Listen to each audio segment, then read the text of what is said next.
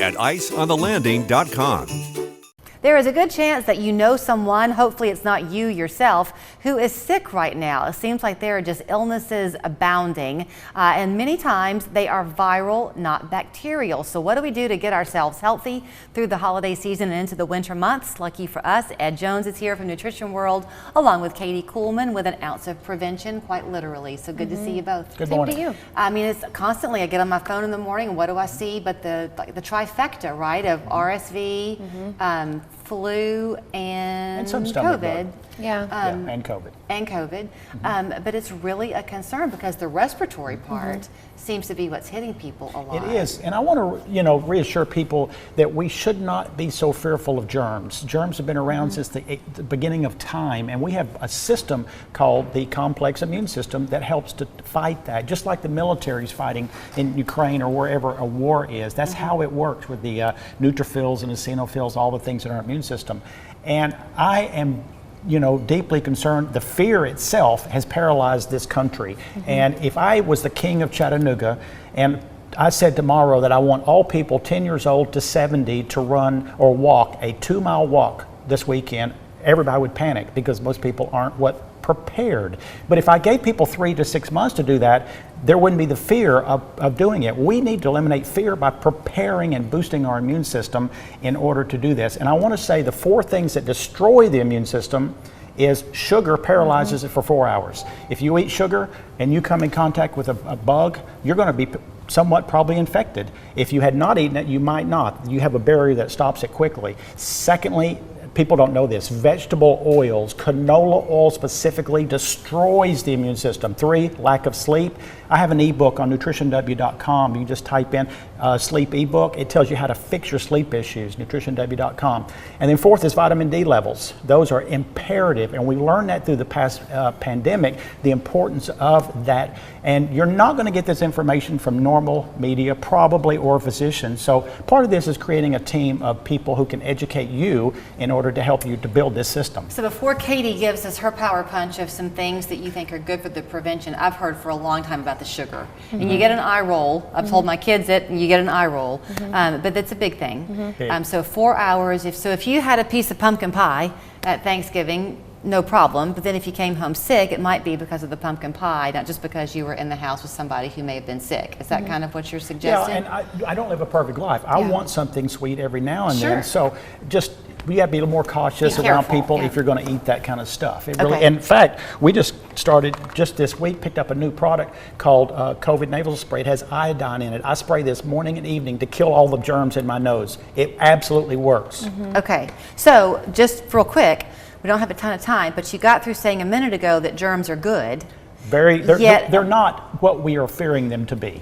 Okay, yet you want to kill the germs in your nose with that spray. If we can, because that's the barrier. Mouth breathing is one of the reasons we're getting sick, because we don't use the filter here anymore. If we can nose breathe and stop mouth breathing and spray something in, well, let's go ahead and stop it at the border. Okay. It's far easier. But even if I get sick, these things will support me. Okay, I'm going to go shopping with you, Katie. Okay, wonderful. So your dad mentioned vitamin D. There, Yes. you got it right next to you. Yep, and we all know in the wintertime we get less sun exposure. Sun is pretty much the only way we get vitamin D. It's not found in food very much. So we've got to up our wintertime vitamin D levels.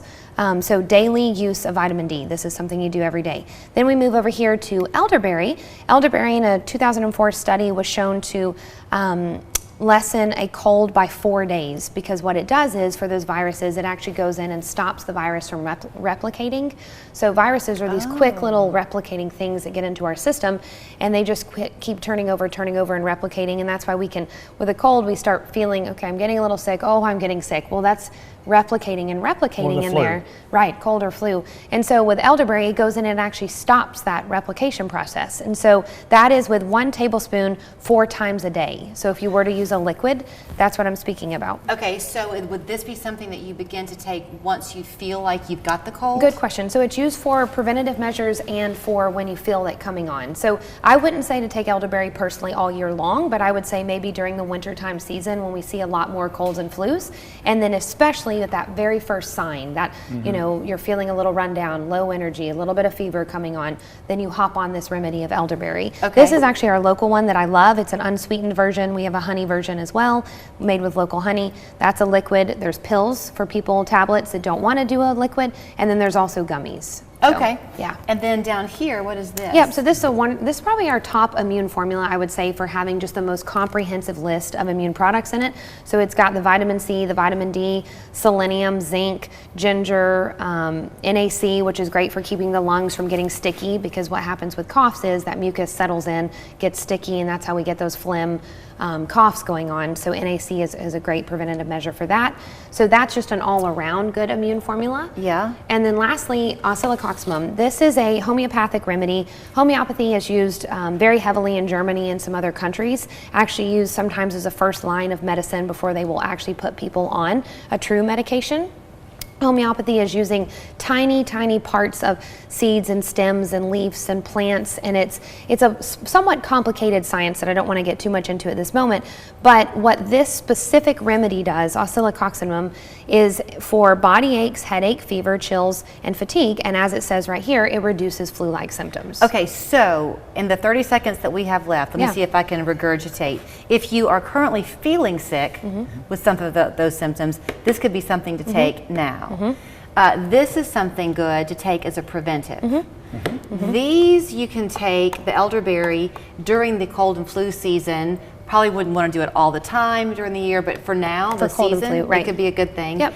And if you don't do it as a preventive, you can do it once you don't feel good. Exactly. Vitamin D, take all the time All the because your time. levels All are the probably time. low. All the time. And at Nutrition World and the Wellness Center, you can come and get your levels checked. Exactly. To make sure you're doing it right. And if Yeah. you have medical conditions, check with your doctor. Yeah. Very good. NutritionW.com, you can find that ebook and all the other information too. 892-4085. Team, I'm proud of